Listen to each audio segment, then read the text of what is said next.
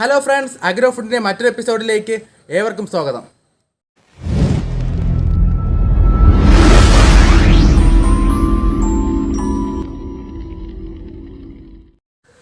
ഇന്ന് നമ്മൾ ചെയ്യാൻ പോകുന്ന ഒരു സിമ്പിളായിട്ടൊരു 4 മണി പലഹാരമാണ്. വേറൊന്നുമല്ല, കാബേജ് കൊണ്ടൊരു ഉഗ്രൻ വടയാണ്. അപ്പോൾ നമുക്ക് എങ്ങനെയാണ് റെസിപ്പി എന്ന് നോക്കാം.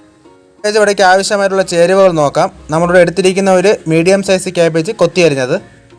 നമുക്ക് വേണ്ടത് കാബേജിൻ്റെ അതേ അളവിലെടുത്ത മൈദയാണ്.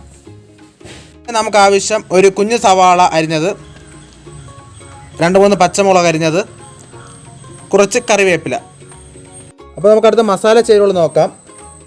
1.5 ടീസ്പൂൺ മുളക് പൊടി, ഉപ്പ് ആവശ്യത്തിന്, മഞ്ഞൾപ്പൊടി 1/4 ടീസ്പൂൺ, 1 ടീസ്പൂൺ കോൺഫ്ലോർ പൊടി. ഒരു വടയ്ക്ക് ഒരു ക്രിസ്പിനെസ് കിട്ടാൻ വേണ്ടിയാണ് നമ്മളിവിടെ കോൺഫ്ലോർ പൊടി ആഡ് ചെയ്തിരിക്കുന്നത്.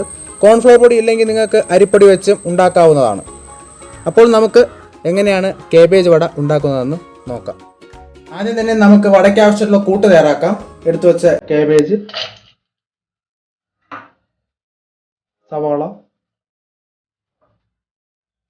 പച്ചമുളക്, കറിവേപ്പില.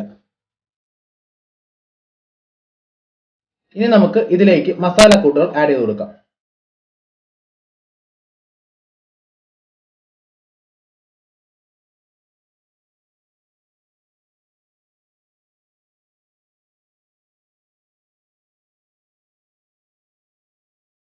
നമുക്കിനി ഇതിലേക്ക് എടുത്തു വെച്ച മൈദ ആഡ് ചെയ്ത് കൊടുക്കാം. മൈദ ആഡ് ചെയ്യുമ്പോൾ ശ്രദ്ധിക്കേണ്ട കാര്യം എന്ന് വെച്ചാൽ ഒരു പകുതിയോളം ആഡ് ചെയ്തൊന്ന് കുഴച്ചതിന് ശേഷം മാത്രമേ ബാക്കി അതിൻ്റെ ഒരു കട്ടി അനുസരിച്ച് നമുക്ക് ചേർക്കാൻ പറ്റുള്ളൂ.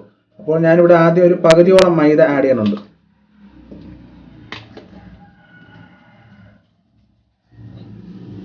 ഇനി നമുക്ക് ഇതെല്ലാം ഒന്ന് മിക്സ് ചെയ്തെടുക്കാം.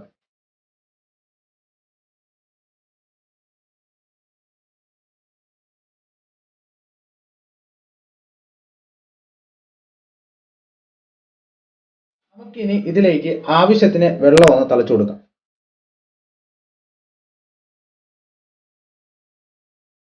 ഇനി നല്ല രീതിയിലൊന്ന് മിക്സ് ചെയ്തെടുത്തിട്ട് വെള്ളത്തിന് ഇനിയും ആവശ്യമുണ്ടെങ്കിൽ അപ്പോൾ ആഡ് ചെയ്ത് കൊടുക്കാം.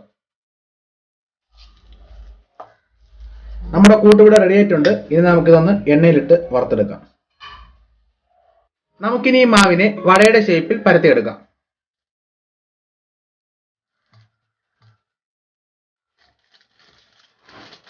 ഇനി ചൂടായ പാനിൽ വടയിട്ട് കൊടുക്കാം.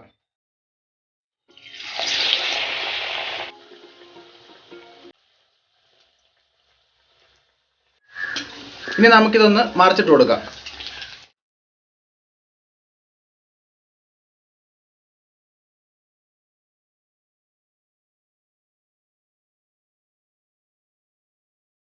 നല്ല രീതിയിൽ മൂത്തിട്ടുണ്ട്. ഇനി നമുക്കിതിനെ ഒന്ന് മാറ്റാം.